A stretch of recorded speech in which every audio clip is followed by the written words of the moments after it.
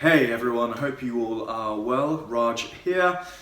Today I've got a Scents of the Week video to share with you all, which I would normally do actually on a Sunday, looking back at the current week, but switching it up a little bit, looking back at the last 7 days. I won't actually have access to my full bottles over the next few days because I'm going on holiday finally after 2.5 years. So I thought, let me just film this video now. I've done a bunch of videos in this series, Scents of the Week. There's a playlist, go on the channel, click on playlists, and they're all there.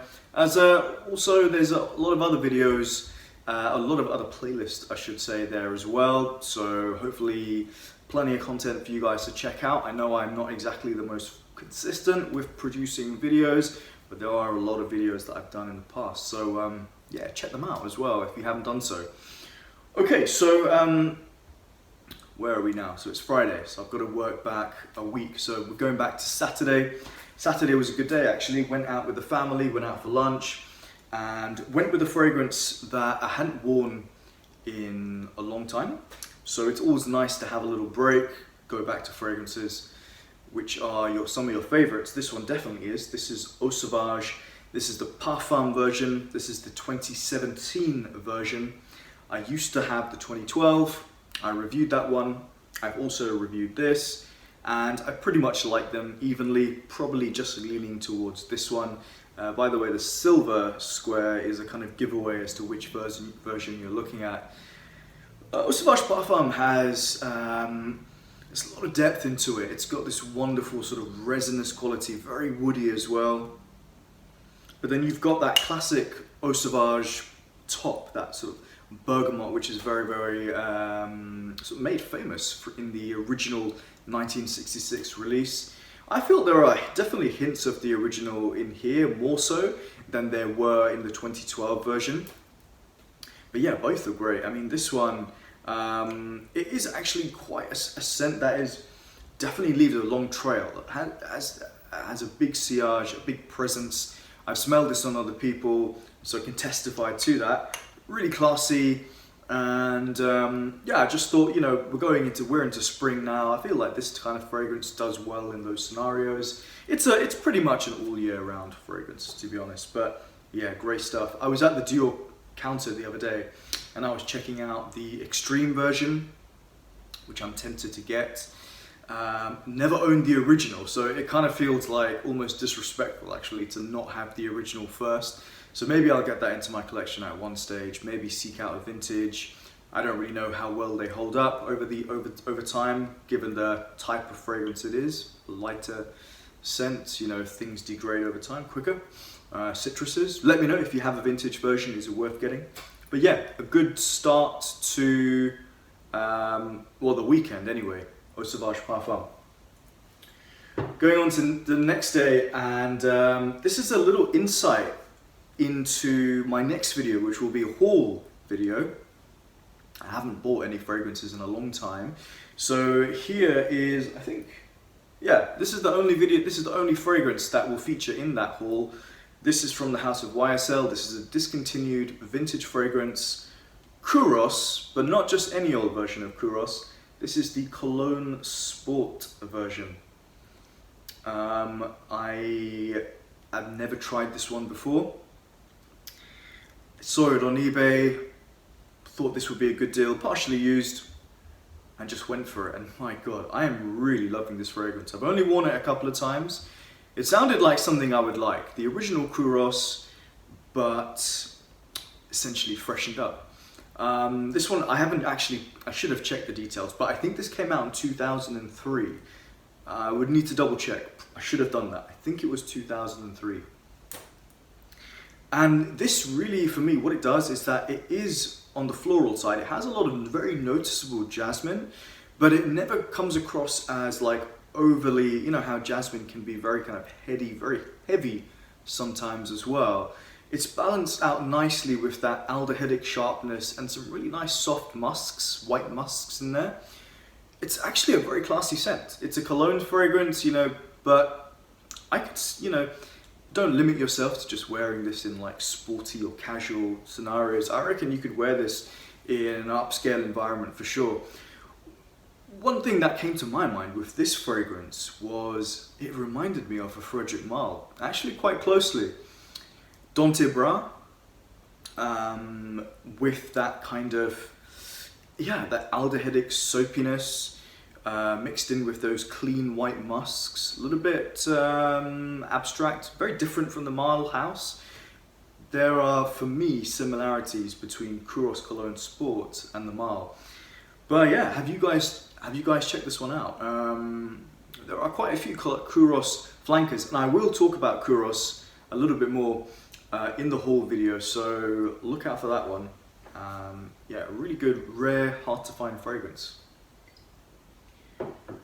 Going on to Monday, the start of the week, and just like Sauvage Parfum, I wanted to go with one of my favorites, a fragrance that I hadn't worn in a while, over the winter time and autumn time, yeah, kind of winter time mainly. There are some fragrances I just don't really reach for. This is one of them from Hermes. This is Equipage. There you go, you can see the watercolor illustration at the back there with the horse. I really like this classic fragrance. Really, really like just Hermes's first men's fragrance, or certainly the first one that was marketed towards them. I would need to go back to my review, but I think this came out in the 70s. I need to double check, sometimes you forget these details, right? Ah, so nice. Just like the perfect level of freshness, but done really, really well. It's not a cheap cleaning product kind of feel. It's very realistic. Hermes has this great ability and maybe a willingness to like use really good ingredients that smell very, very lifelike and very much like you are in the middle of a garden. I mean, they have their, you know, Jardin series, but you know, this could be like in the Jardin series, kind of, you know, really, really beautiful notes in here, very green. Yeah, you can watch my review to check out my thoughts on this one. It's so classy as well. Really like, there's kind of, what's the word I'm using? It's got that, on a leaf, like sometimes you get these waxy leaves. Like I've always had this thought in my mind from, I don't know when it came from, but I remember smelling, like holding a leaf that was very, felt like it had dust on it almost. I had it between my fingers and there was a certain smell in there. Don't know exactly what that was, but that kind of does remind me of Equipage. I say geranium because there is a geranium version of this which I really liked, and I did a comparison actually between this one and Equipage geranium recently, so check that out if you haven't done so. And also just from like a bottle design perspective, I absolutely love the way that just looks. It's so simple but just looks so elegant. Really, really nice from Hermes. Classy juice for sure. Okay, so next day, and actually for the next 4 fragrances, they're all samples. So I obviously love wearing full bottles, but you accumulate a lot of samples. Anyone really who's a fragrance enthusiast will kind of see where I'm coming from here. And sometimes you can accumulate so many samples that you forget to wear them, you know, they kind of get lost almost. This one actually is a new sample that I got that I just thought, well, I'm just gonna wear it, otherwise I'm gonna forget about it. I was at the Guerlain counter recently. I was talking to the sales assistant. I wasn't really planning on buying anything, but this is a new fragrance, so she gave me a sample of the new Aqua Allegoria, and this one is Nerolia or Nerolia. Nerolia Vetiver. So here we go. I wore the entire sample. She gave me a couple of samples actually. I think there's too much light on this, but yeah, I thought, okay, let's give this one a try. It smelled pretty good on paper. I did a video a while ago doing a kind of an overview of quite a few Aqua Allegorias. I really do enjoy that line. I only have Herba Fresca though. This one, a Radiant Neroli underscored by Vetiver with basil, and there's a fig accord. These bottles are actually now refillable, so not the old ones. That's what I asked the sales assistant.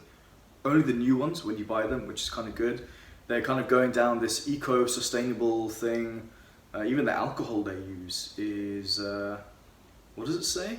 French beetroot alcohol? I have no idea what that is. This fragrance is, in essence, a Neroli Vetiver fragrance, but done really, really nicely. I like this one a lot, and it's really long lasting for a fresh scent. So it takes the Neroli, which is usually can be quite sharp, actually. Neroli, I feel, to be really enjoyed, it needs to be smoothed out. Those sort of sharp, acidic, I would call it acidic, edges just need to be smoothed out a little bit. I think that this fragrance does that really well. You've got this watery grassiness, a smooth vetiver, it's not smoky at all. I wouldn't even say like vetiver is something that really comes to mind with this one. But there is this grassiness, a kind of a slightly minty grassiness that is in Herba Fresca, is in here a little bit as well. Classic clean laundry detergent musks, you know, that very much that fresh linen shirts kind of feel, freshly washed linen shirts sprayed with an eau de cologne. This is kind of how I would, you know, describe actually quite a few of the Aqua Allegoria fragrances. There is a sweetness in there which can come from sort of many sources. The Neroli certainly, it says fig, difficult. I'm not like super familiar with fig or fig leaf, fig tree, all that kind of stuff. So I'm not going to say like, oh, I pick up the fig, but there was a sweetness in there, a grassy sweetness, a floral, white floral sweetness, a citric sweetness, that all just came together and created a really smooth blend. Good fragrance. I've got one more sample. I wore the entire sample, 1 ml. I think these are 1 ml. Very easy to go through these very quickly. Good stuff. Okay, so for the next 3 days, I kind of started the week very fresh, green, and then, I don't know why, but probably because I'm working from home this entire week before I'm off, I thought, well, I'm just going to be a little bit more adventurous, go for a bit more heavy-hitting fragrances. So I was looking around in my like samples that I have, and I came across this one, which was sent to me a while ago, actually, and I really, I mean, you know, I take my time, but I do feel like I really need to talk about this a little bit more. This is from a fellow YouTuber, Peter from Fragrance View, from his brand Centauri Perfumes, and he sent me a couple of samples. Inside you've got this one, which is Homme. There's the bottle, and there was Anthea as well, which I've worn a couple of times. I was more kind of drawn towards Homme as a sample. I've worn this a couple of times when he sent it to me, and also the other day. Yeah, a bunch of notes on this little card as well. There's Thai oud, frankincense, spikenard, patchouli, smoke, pink pepper, ginger, juniper, lavender, Peru balsam, a civet note, synthetic civet, and a white ambergris note in here. So I've spoken about Centauri Perfumes before, when the first kind of trio were released, and this one is kind of in the same line as Dendera, which I really enjoyed. I was quite keen to see where Peter would go with this line, because I'm quite keen to get one of his fragrances, and I thought, let me just wait. I was thinking, should I get Dendera, but I wanted to see what else he produced. He kindly reached out to me and just sent me the samples, like no obligation to review or anything. So Homme is a really lovely fragrance. It's very different to what I typically would go for, and I don't feel like I need many fragrances like this in my collection, 1 or 2. But what I'm going to say kind of will sound very, I don't know what the word is, like contrived or cliched or whatever.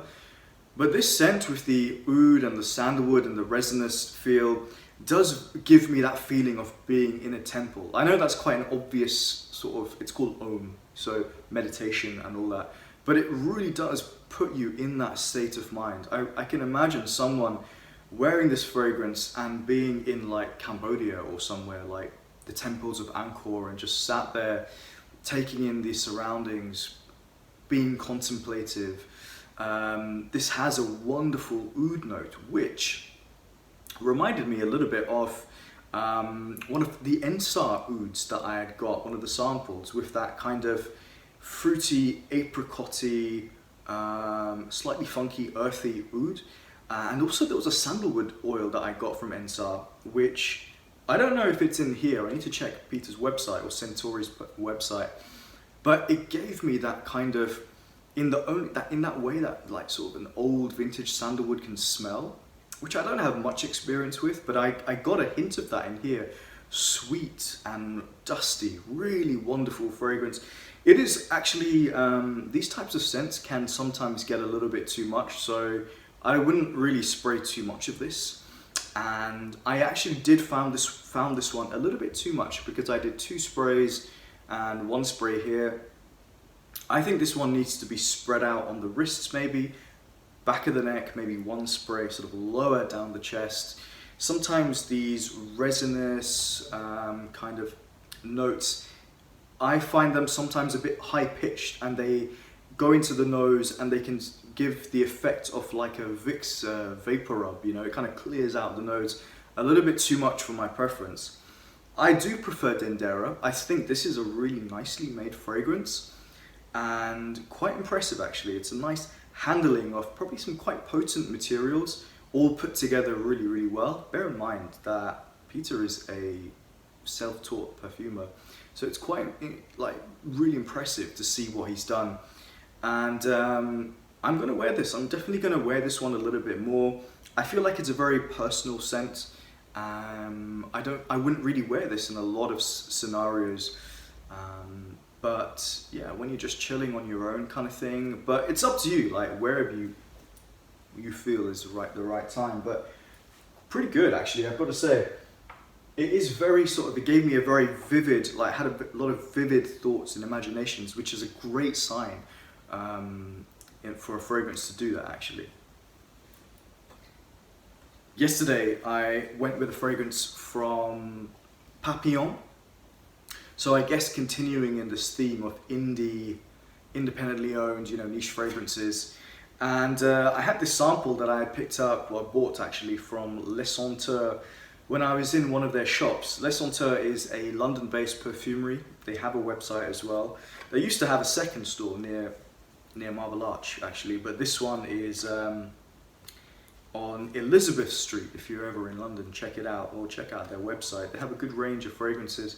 This one is called Dyad, or maybe is it pronounced Dyad? I'm not sure. But I've been aware of Liz Moore's creations for a while. A few years ago I tried out her range, but never bought anything, never purchased any samples or anything like that.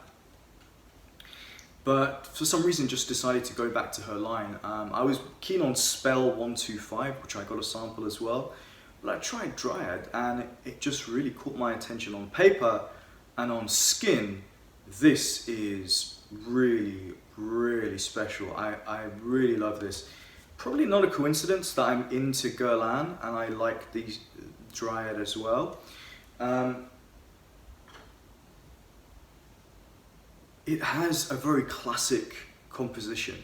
That classic kind of, in the style of kind of, I want to say Mutsuko, but there is one more fragrance I'll mention. Classic Chypre, you would say. But it's done into a level that is just so refined. It's powdery, it's woody. It has a kind of earthy feel to it, but it has a very mossy feel to it as well. It has a kind of face powder feel as well, which I really enjoyed. I need to check out the ingredients, but one fragrance that really came to mind, which is one of my favorites, is Guerlain's Derby, which has now been you say it's discontinued, but it seems to come and go. But so take Derby, which I rated a 10 out of 10. Take out that leather note and kind of dial down the forest floor notes, which they say. Add in a little bit more powder, make it a little bit more smoother, and that is pretty much where I would say Dyad is. Super classy fragrance. I would like wear this ideally in its best scenario if you're going to an event where you are wearing like a tuxedo basically, or black tie event. You know, don't limit yourself, but obviously there are things that, scenarios and occasions that come to mind.